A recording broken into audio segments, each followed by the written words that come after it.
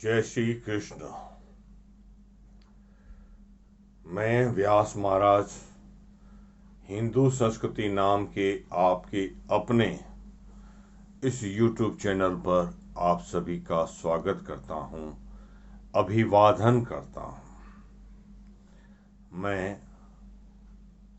अपने गुरु भगवान गणेश, देवी सरस्वती, भगवान वेदव्यास, भक्ति, ज्ञान और वैराग्य को प्रणाम कर आप सभी के सम्मुख आज पुरुषोत्तम मास के 25वें दिन की कथा का वर्णन करूंगा।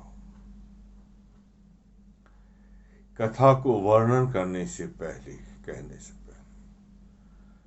मैं कथा के स्वामी पुरुषोत्तम भगवान की शरण जाता हूं। मैं मुरली मनोहर की शरण लेता हूं। मैं गोपिका वल्लभ की शरण लेता हूं।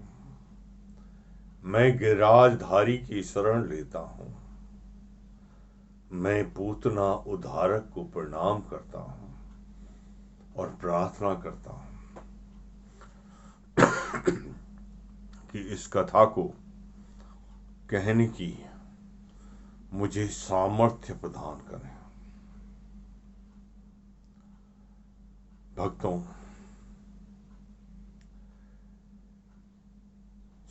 श्री सूत जी महाराज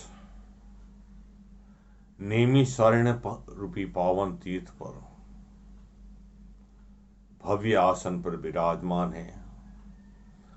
सारे सोनकादि 88,000 ऋषि उनके सामने विनय भाव से बैठे हुए हैं। ऋषियों की प्रार्थना पर सूत जी महाराज वृतांत सुना रहे हैं भगवान नारायण का, जो देवर्षि नारद जी को यह पावन कथा सुना रहे हैं। भक्तों में श्रेष्ठ ऋषिवर नारद कथा के श्रोता हैं, जो स्वयं भगवान विष्णु के मन के अवतार हैं और धर्म और मूर्ति के पुत्र भगवान नारायण स्वयं कथा कह रहे हैं। ऐसा पावन संयोग कहां देखने को मिलता है।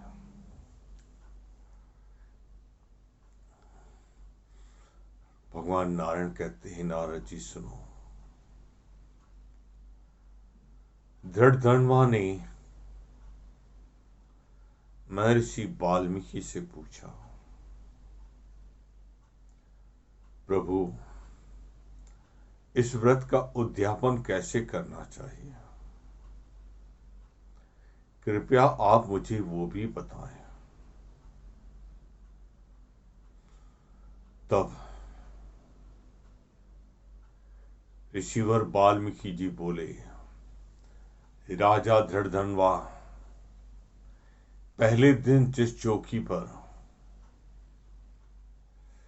कलश रखकर अष्टदलों में रुक्मणी आदि 8 पटरानियों का पूजन किया गया था और कलश के ऊपर भगवान की जो प्रतिमा स्थापित की गई थी, उसी चौकी के चारों ओर दान के लिए सप्त धान्य रखे। फिर चारों कोनों पर एक एक कलश रखना चाहिए। इस प्रकार मंडल का निर्माण करना चाहिए।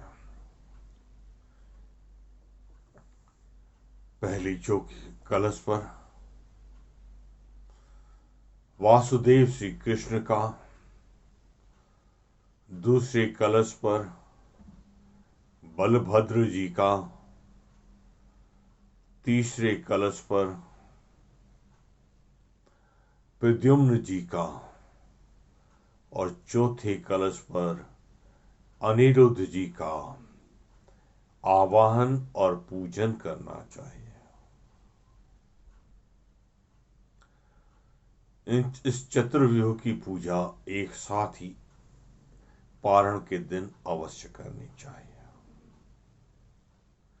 और इन चारों कलशों के चार पास में एक एक दीपक जरूर जलाना चाहिए।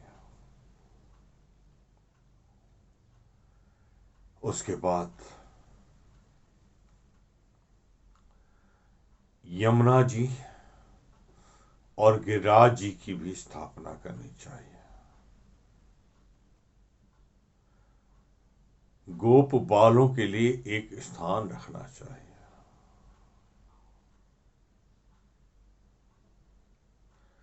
इस प्रकार से विधि विधान से पूजा करनी चाहिए।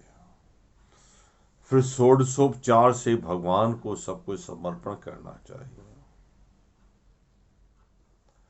ये सब समर्पण करने के बाद भगवान को चित्तरत्न भी अर्पित करना चाहिए, माने अपना मन भी भगवान को समर्पित करना चाहिए। ये सब होने पर, पूजा पूरी होने पर हाथ जोड़ करके भगवान से माफी मांगनी चाहिए, क्षमा याचना के मंत्र करने चाहिए।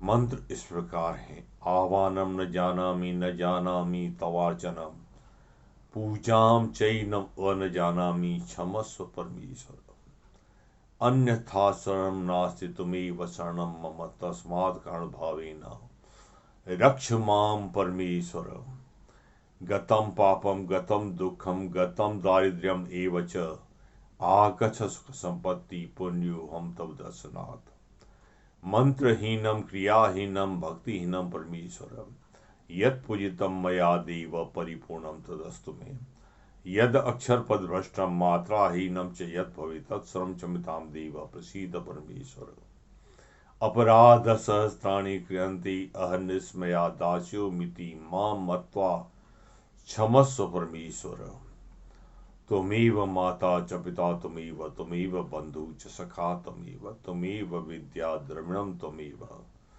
त्वमेव सर्वम मम देव देव। इस प्रकार कह के माफी मांगनी चाहिए भगवान से। फिर कम से कम 5 ब्राह्मणों को बुलाना चाहिए, निमंत्रित करना चाहिए और हवन कुंड रख करके भगवान श्री कृष्ण के उद्देश्य से, पुरुषोत्तम प्रभु के उद्देश्य से यज्ञ करना चाहिए। यज्ञांत में 5 ब्राह्मणों के चरणों में प्रणाम करना चाहिए, उनका आशीर्वाद लेना चाहिए, उन्हें भोजन कराना चाहिए और पर्याप्त दक्षिणा देनी चाहिए। उसके बाद जो सप्त धान्य भगवान के पास रखे हैं, ये धान्य और कलश भी ब्राह्मण को दान कर देने चाहिए। चतुर्दशी या अष्टमी के दिन इस विधि को अवश्य संपन्न करना चाहिए। इससे भगवान पुरुषोत्तम प्रसन्न होते हैं। पुरुषोत्तम भगवान के उद्देश्य से दिया गया दान अक्षय हो जाता है, वो कभी समाप्त नहीं होता। पुरुषोत्तम भगवान श्री कृष्ण सभी कर्मों के साक्षी हैं, वो हमारे अंतःकरण में प्रकाशित हो, बस यही इसका प्रार्थना है, उद्देश्य है। बोलो श्री कृष्ण बलदेव की जय। आज की कथा को यहीं विश्राम दिया जाता है। कल हम 26वें दिन की कथा करेंगे और लास्ट 16 तारीख को हम 2 दिनों की कथा साथ में करेंगे। मित्रों, तब तक के लिए मुझे आज्ञा दीजिए। जय श्री कृष्ण, जय शिव शक्ति।